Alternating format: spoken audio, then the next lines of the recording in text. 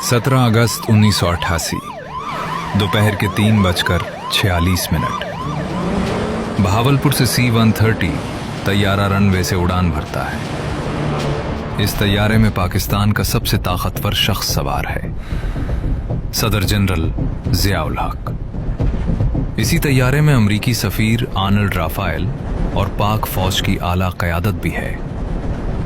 चंद minute बाद ये तैयारा तबाह होकर जमीन पर आन गिरता है और यूं 11 साल तक पाकिस्तान पर हुकूमत करने वाला फौजी आमिर एक लम्हे में तारीख बन जाता है। उस रोज पीपल्स पार्टी के जयाले खुशियां मनाते और मिठाई बांटते हुए नजर आए, और बांटते भी क्यों ना। उनके लीडर भुट्टो को सूली पर लटकाने वाला शख्स जो चल बसा था। पीपल्स पार्टी के हामी कालम नवीसों ने यहां तक लिखा कि जब भुट्टो कैद में थे और उन्हें दांतों में शदीद तकलीफ थी, तो इस जनरल ज़िया ने कायदे अवाम की कोठरी में डेंटिस्ट भेजने तक की इजाजत नहीं दी थी। अब खुदा की करनी देखो, जनरल ज़िया का तैयारा भस्म हुआ तो उसके सिर्फ दांत ही मिले हैं। लेकिन कहानी यहां खत्म नहीं होती, बल्कि यहीं से तो शुरू होती है। क्योंकि आज 38 साल गुजरने के बाद भी दुनिया नहीं जानती कि इस तैयारे में असल में हुआ क्या था। आमों की वो पेटियां जो आखिरी लम्हों में जहाज पर लोड की गईं, वो FBI फाइल जिसे कभी पब्लिक ही नहीं किया गया, और वो सवाल जिनके जवाब आज तक किसी ने नहीं दिए।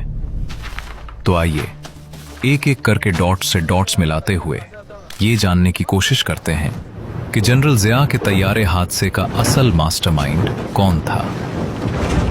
जनरल मोहम्मद ज़ियाउल हक बहावलपुर के करीब तैयारी के हादसे में जान बहक हो गए। कि असली शहीद ये है जिसने पाकिस्तान के लिए कुर्बानी दी, जिसका मजार यहाँ पे बना हुआ है, और वो नकली शहीद जो लाड़काना में है। ये लोग शहीद ज़ियाउल हक का मुकाबला करेंगे। ये लोग, ये पाकिस्तान के गद्दार जिसको वो शहीद कहती है, अपने बाप को उसने पाकिस्तान के 2 टुकड़े किए हुए, जो हमारी मुखालफत में हैं, जिनका नाम मौलवी नवाज शरीफ समझिए। ये मौलवी को क्यों तकलीफ हो रही है आज? ये मौलवी ज़ियाउल हक की सियासत चाहते हैं। हमें पहले ये समझना होगा कि जनरल ज़ियाउल हक के हल्का अहबाब में कौन कौन थे और कौन उनका अज़ली दुश्मन था। आज से 49 साल पहले जुलाई 1977 में जनरल मोहम्मद ज़ियाउल हक ने ऑपरेशन फेयर प्ले के जरिए जुल्फ़िकार अली भुट्टो की हुकूमत का तख्ता उल्टाया था। मिस्टर भुट्टो की हुकूमत खत्म हो चुकी है। सारे मुल्क में मार्शल नाफिज कर दिया गया है।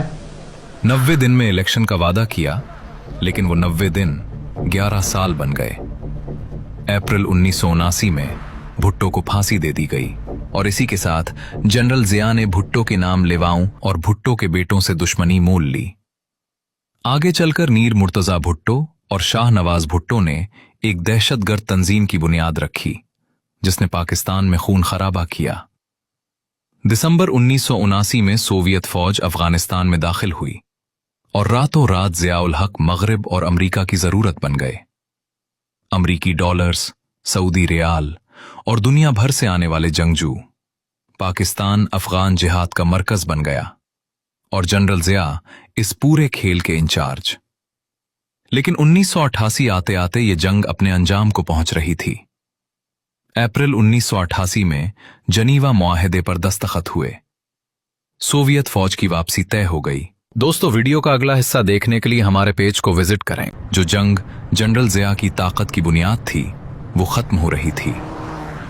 कहा जाता है कि अमेरिका की नजर में अब ज़िया की अफादियत कम हो रही थी, और पाकिस्तान का जौहरी प्रोग्राम वॉशिंगटन के लिए मुसलसल दर्द-ए-सर बनता जा रहा था, क्योंकि जनरल साहब पाकिस्तान के एटमी प्रोग्राम पर 1 इंच भी पीछे हटने को तैयार नहीं थे। अप्रैल में ही रावलपिंडी के करीब ओजड़ी कैंप का असलहा डिपो एक पुरअसरार धमाके से उड़ा दिया गया। हजारों रॉकेट और मिसाइल शहरी आबादी पर बरसे। 100 से ज्यादा लोग मारे गए। ये वही डिपो था जहां अफगान मुजाहिदीन के लिए अमरीकी असलहा रखा जाता था। तहकीकाती रिपोर्ट आज तक मंजर आम पर नहीं आई।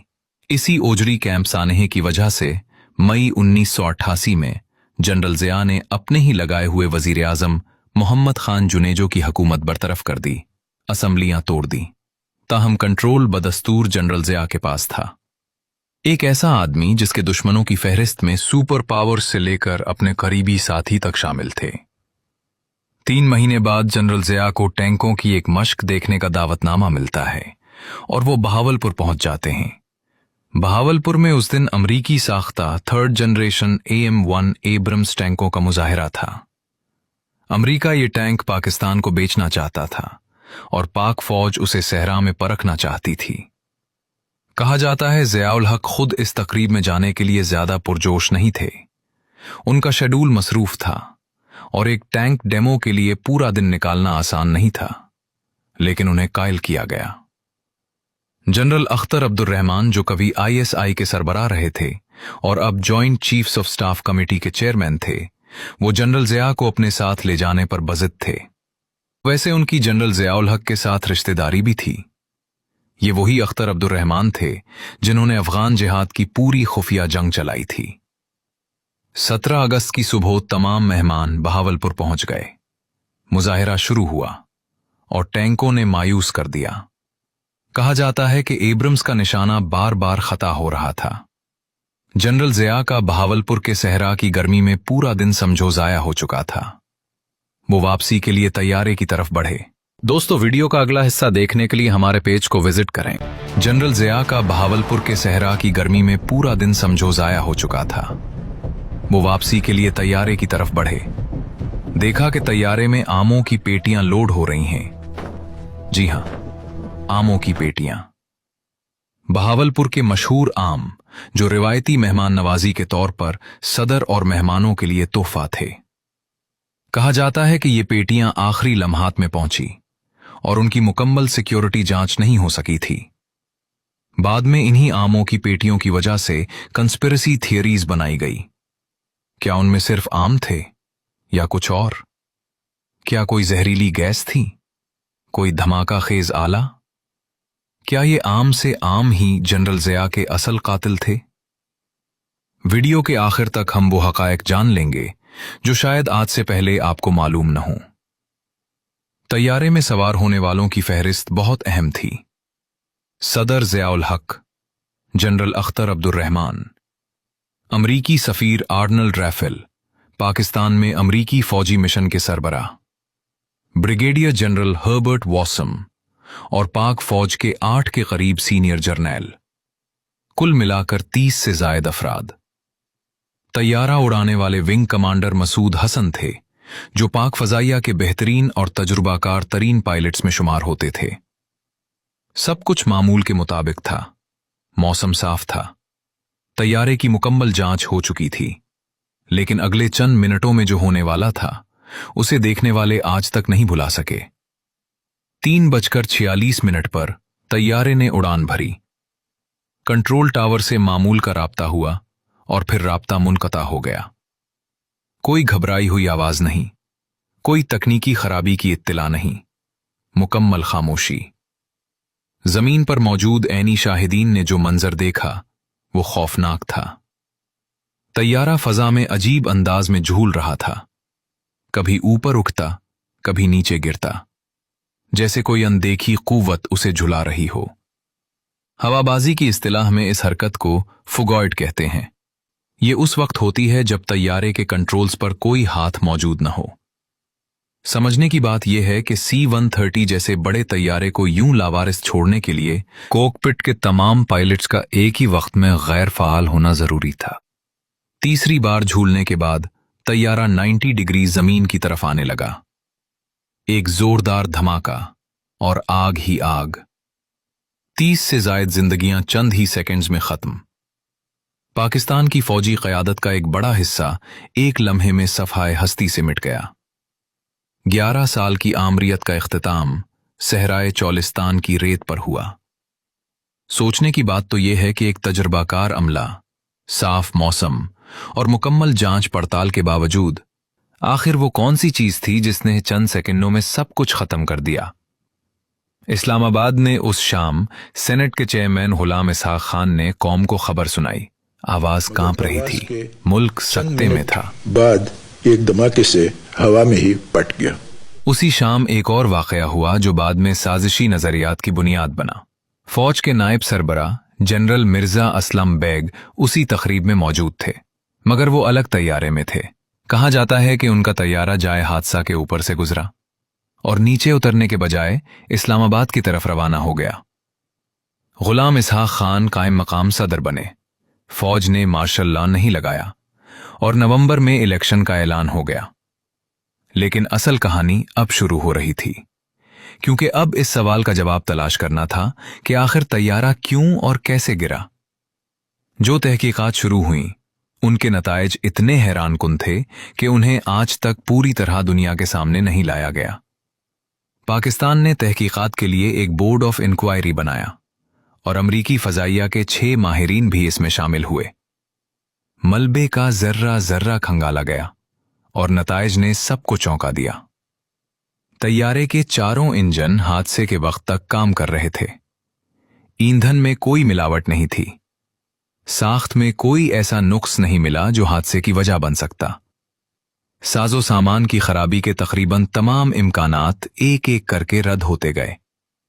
फिर तफ्तीशकारों की तवज्जो कंट्रोल सिस्टम पर गई और कहा जाता है कि तैयारे के एलिवेटर बूस्टर पैकेज से ऐसे कीमियाई असरात मिले जिनमें फास्फोरस और एंटीमनी ऑक्सीक्लोराइड जैसे अनासिर शामिल थे। ये वो केमिकल हैं जो धमाका खेज मवाद या डेटोनेटर में इस्तेमाल हो सकते हैं। पाकिस्तानी बोर्ड ऑफ इंक्वायरी अपनी रिपोर्ट में इस नतीजे पर पहुंचा कि हादसे की सबसे करीने कयास वजह तखरीबकारी थी, एक मुजरिमाना फेल। रिपोर्ट में यह इम्कान भी जाहिर किया गया कि कॉकपिट में कोई ऐसी गैस छोड़ी गई जिसने पायलट्स को बेहोश या मफलूज कर दिया। दोस्तों, वीडियो का अगला हिस्सा देखने के लिए हमारे पेज को विजिट करें। जनरल जिया ने सोवियत यूनियन को अफगानिस्तान में शिकस्त के दहाने पर पहुंचाया था। हजारों सोवियत फौजी पाकिस्तान से चलने वाले जिहाद में मारे गए थे। इंतकाम का मुहर्रिक वाज़ेह था। दूसरा नाम खुद अमेरिका का लिया जाता है कि जनीवा मुआहदे के बाद जिया की जरूरत खत्म हो चुकी थी और उनका एटमी प्रोग्राम और अफगानिस्तान में सख्त गिर मुजाहिदीन की हिमायत अब अमेरिका के लिए मसला बन रही थी। अगर ऐसा था तो फिर उसी तैयारे में अमेरिका का अपना सफीर भी तो सवार था। क्या अमेरिका ने अपने सिफारतकार की कुर्बानी दी?